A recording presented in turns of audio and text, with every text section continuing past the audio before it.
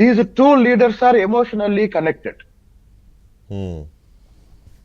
I don't say ideologically, but these two leaders. ఈ రోజు చంద్రబాబు నాయుడు గారు పవన్ కళ్యాణ్ గారి గురించి on the floor of the house మాట్లాడుతున్నప్పుడు కూడా అన్నిటికీ మించి మీరు గమనించండి, చంద్రబాబు నాయుడు గారితో పాటు ప్రతి కార్యాలయంలో ఉప ముఖ్యమంత్రిగా పవన్ కళ్యాణ్ గారి ఫోటోలు పెట్టమని చెప్పారు. ఎక్కడైనా సరే వేదిక మీద చంద్రబాబు నాయుడు గారు తనతో పాటు సమానంగా ఈరోజు పవన్ కళ్యాణ్ గారిని చూస్తున్నారు. నేను ప్రత్యక్ష సాక్షినండి. వీళ్ళిద్దరు, ఇంకోటి పవన్ కళ్యాణ్ గారు ఈ రోజు ఏవైతే చెప్పారో, చంద్రబాబు నాయుడు గారు లాంటి ఒక పాలనాధ్యక్షుడి దగ్గర, ఒక అనుభవజ్ఞుడి దగ్గర నేను నేర్చుకోవటానికైనా సిద్ధమైన ఏదైతే చెప్పారో, పవన్ కళ్యాణ్ గారు నాకు తెలిసి గత 2 సంవత్సరాలుగా దానిని ఆచరణలో చూపిస్తున్నారండి. ఎందుకంటే అమరావతి ఉద్యమం మొదట్లో పవన్ కళ్యాణ్ గారిని చూశాను. 5 ఏళ్ల చివరికి వచ్చేసరికి మళ్ళీ రాజకీయ నిర్ణయం తీసుకున్న పవన్ కళ్యాణ్ గారిని చూశాను.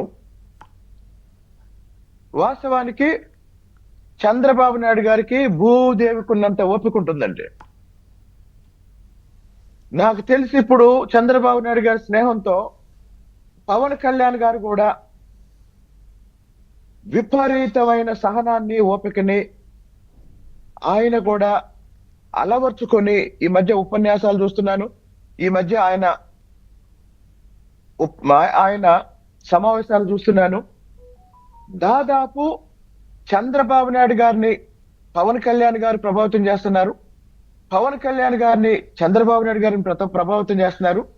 మరి ఈ రెండిటికి కారణం ఏంటి అంటే, 2019 నుంచి 2024 మధ్య జరిగిన ఆంధ్రప్రదేశ్ పరిపాలన, ఆంధ్రప్రదేశ్ రాజకీయాలు.